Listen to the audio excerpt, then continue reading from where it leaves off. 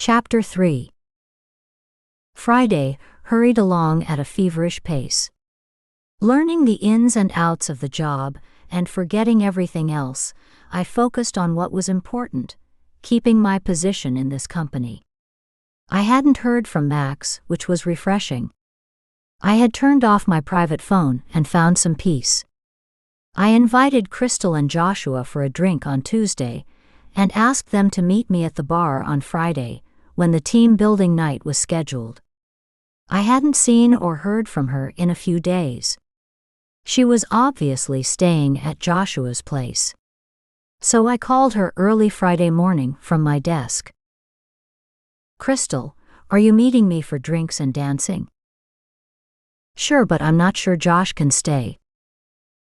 "Okay. Just wanted to make sure you were there. I didn't want to go home alone.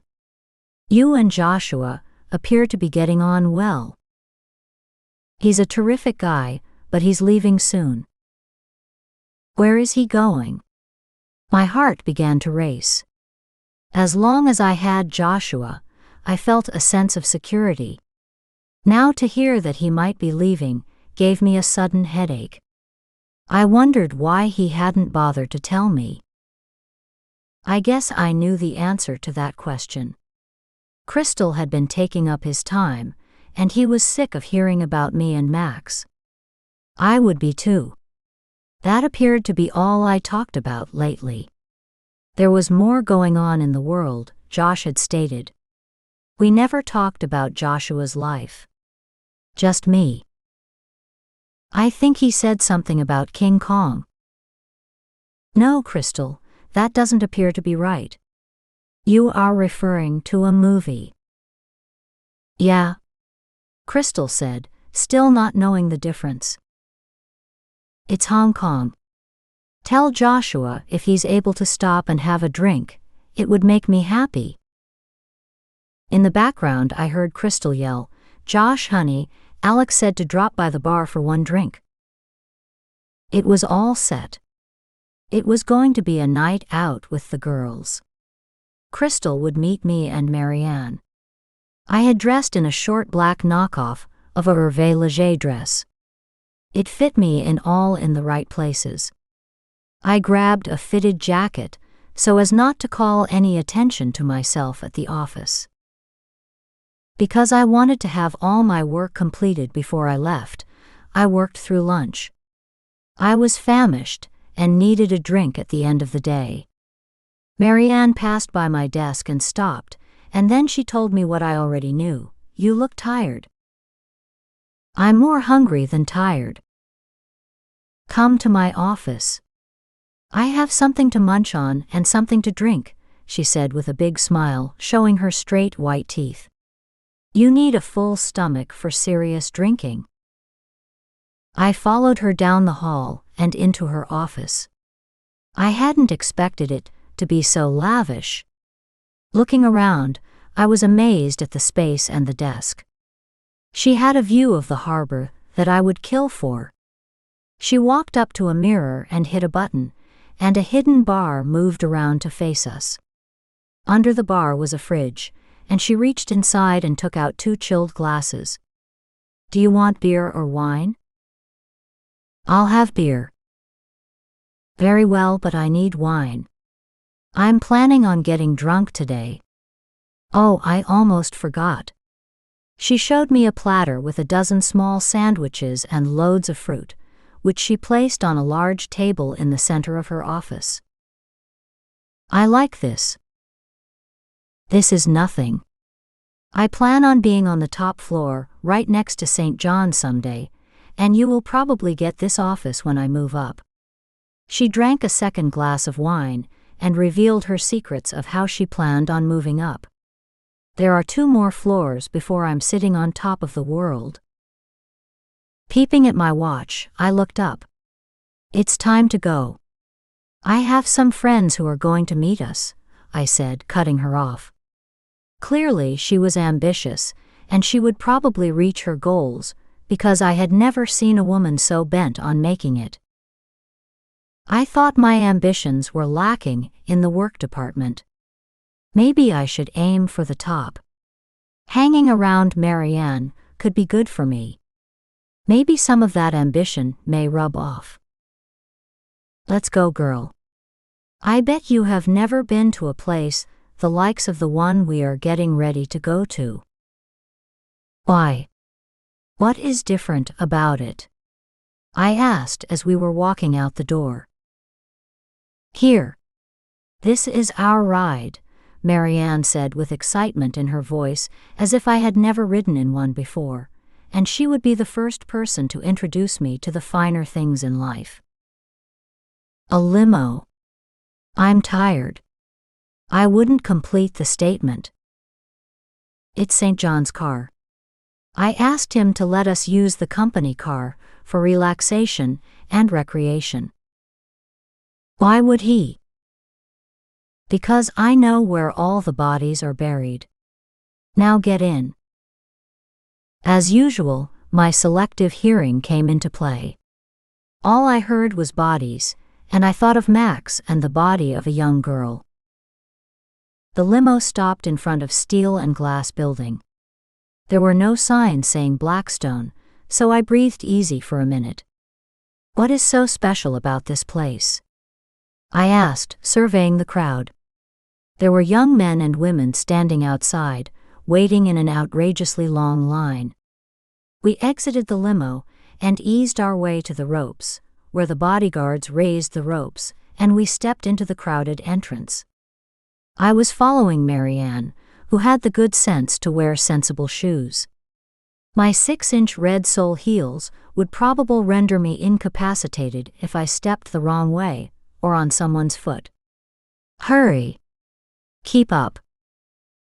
How will my friends find us, or for that matter get into this place? I questioned. I gave security their names, so don't worry, they will find you. We were led through the building into one of many rooms and into a large room where there were individual spaces for dancing and drinking and smoking. Marianne pointed to a room to the side. You don't want to go in there. Even if you see me enter, don't follow. You aren't ready. Ready for what? That room is for the people at the top floor. It's only for employees that are in top management.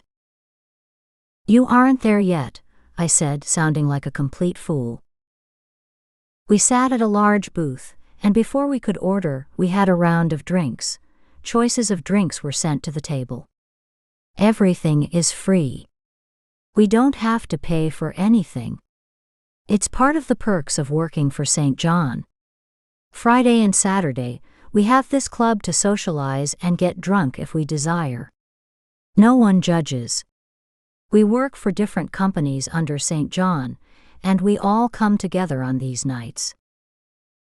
Marianne kept looking around as she downed a few drinks. With a bored look, I glanced around the room. I spied Josh and Crystal and raised my hand. I see my friends. I waved and Crystal caught my eye. Great. I didn't want to leave you alone, so you just sit and enjoy. Remember, everything is paid for. I'm going into that room. Don't come looking for me. If I'm not out when you're ready to go home, then take the limo. I'll get home. I didn't see which door she entered, and I didn't care. I wanted to see Joshua. He and Crystal made their way to the booth. Wow, this is great, Crystal said, swaying to the music and meeting the eyes of every man that passed near the booth. Joshua came around and gave me a kiss on the cheek. He sat on my left, and Crystal sat next to him on the outside. You look great. You even look happy with that smile on your face, Josh said, holding my chin in his hand. What is this about you going to Hong Kong? Max finally trusted me enough to manage his Asian properties. I'm working under a mentor, Josh admitted. So am I. A very ambitious one, I said, rolling my eyes. As we were talking, A guy came up to Crystal and asked for a dance. Crystal looked at Joshua, and he gestured for her to go. He looked at me. It's not as if we're engaged, Alex. She knows the score, and so do I. We have nothing to bind us. We are what you call independent contractors. You and Max have your son. That will have you at each other's throats for years. Well, thanks a lot, Josh, for painting a morbid picture when I was feeling upbeat, and for me that comes once a year now. I didn't mean that. How about a dance, and how did you get here? I held out my hand, and Josh took hold and led me to the floor. We walked on the dance floor, and the small band and piano player banged out, "I Will Always Love You." It was slow, and I felt a sense of quiet and peace in Joshua's arms. "Where is your friend from work?"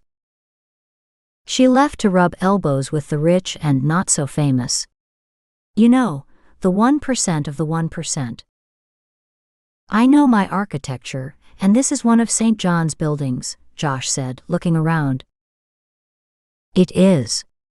I didn't know, I said, trying to be convincingly surprised. The song came to an end, and we stood talking. Crystal didn't come back to the table. I'm working for St. John. Doing what?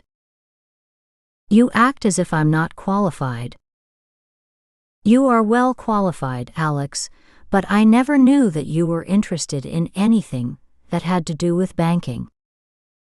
Well, I'm with the insurance side of banking. Billions of dollars come through my department. Joshua gave a judgmental look with a raise of his eyebrow. All I can say is, watch your ass, Alex. Please, Joshua, it's not what you think.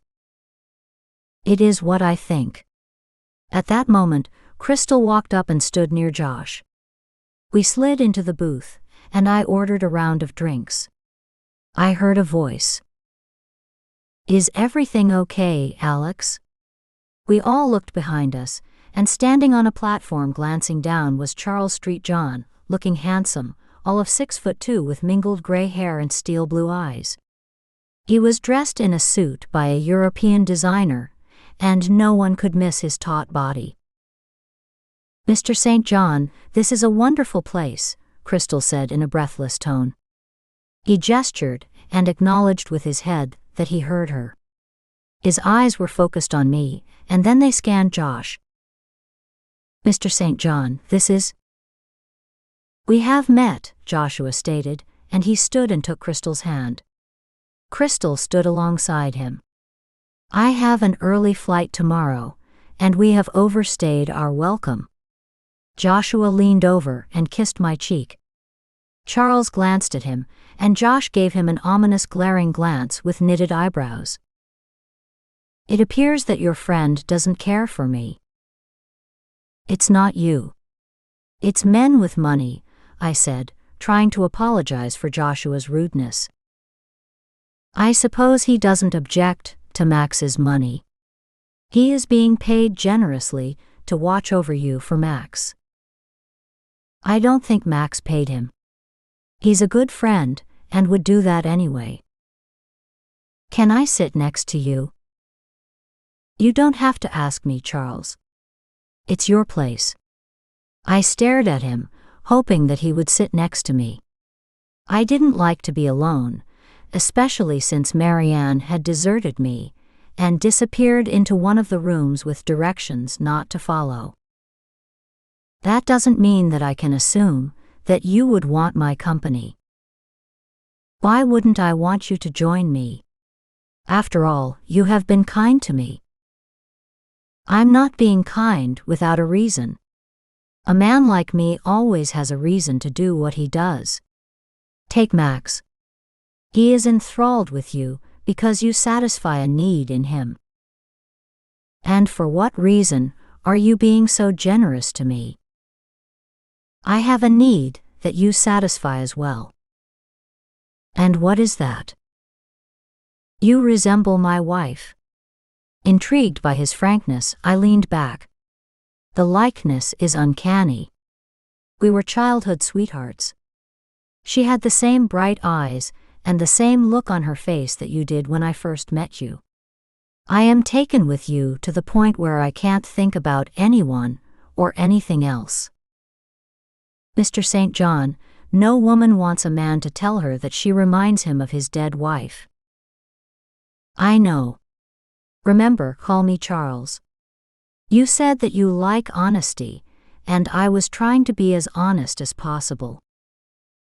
I could tell that he was embarrassed to open himself up to a complete stranger, especially a man like him, extremely rich and powerful. It was a shell I could never crack with Max. I had to force everything from Max, and still, to the end, he was reluctant to come clean. I see you are drinking, Alex.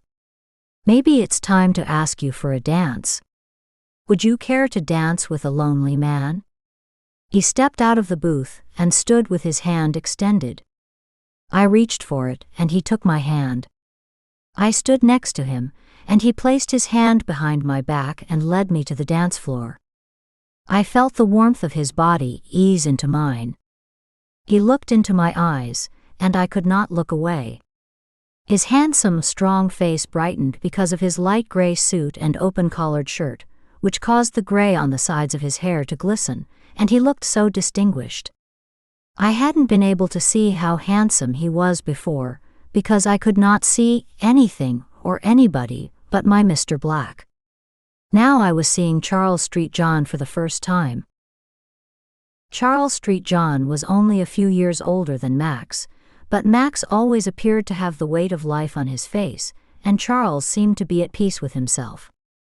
That peace radiated to me, and soon I began to enjoy being in the arms of a man who made me feel as if I was 23 or maybe 17. He nudged his nose near my neck, and I flinched. I wasn't ready for a relationship with Charles. I had just started a new job that I liked, and I liked the people. I didn't want to complicate it with a relationship with the big boss. He didn't look like the kind of man that you could be intimate with and then take yourself away from at any moment without either of us going into withdrawal. Please don't misunderstand my intentions. I want you, but I am willing to take as long as necessary for you to decide whether you want to be with me. I can't be with anyone at this time. I'm just dancing with my boss, I said as innocently as possible. Look around you. Do you see the stares and the smiles? Everyone is saying we make an outstanding couple. I hadn't noticed that all eyes were zooming in our direction. My people know me. They know that I was never interested in any woman other than my wife. They know that if I'm dancing with you, then you are the one. What does he mean, I am the one? I don't want to be the one. I just want to be. I just want to be happy without rich men controlling my life. I just want to exist in this universe without all the nonsense. Is that too much to ask? Finally, the song came to an end, and I could break away from St. John's universal pull. He took my hand and led me from the spot where he had declared that I would someday be his, and back to friendly ground. I sat, and he inched to the side of me. He looked into my eyes and reached for my hand. I reluctantly hid my hand in my lap. Tell me something about yourself. Yes, Alex, tell St. John, and why don't you start with me? Holy shit, it's... We both looked behind us. What are you doing here, Maximilian? He moved to the front of the table, and my eyes grew wider. Was he going to expose me to Charles? I was informed that Alex would be here. So now you have infiltrated my staff with a mole. I wondered how you were getting information on me.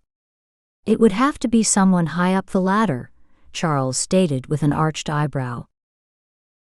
I'd say pretty high up, Max said, sharing a glance with me. And now that you are here, why don't you join us? No. No. That's the wrong move, Charles. You are inviting the wolf in. This is not good. Max remained standing. How many times are you going to keep showing up when I'm with Alex? You will see me as many times as necessary. Or until you just go away, Charles. His eyes bored into Charles, and he shot a mischievous smile in my direction.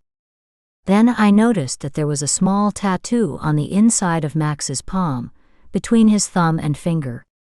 It was a star. I had seen that star when Jonas was drinking coffee. Standing before me and ready to sit was Jonas Blackstone, not Max. I have something to say about Max sitting with us. I turned to face him. I don't want you to interfere with our conversation. Please go, Max.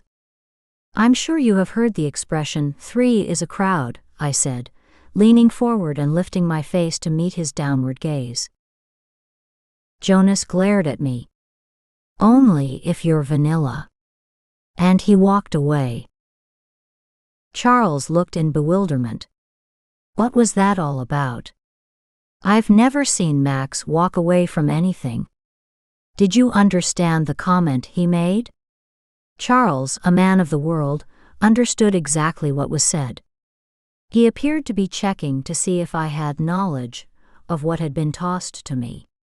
It was a ball I hadn't seen. I hunched my shoulders like a teenager and pretended that I didn't understand what the hell he'd said.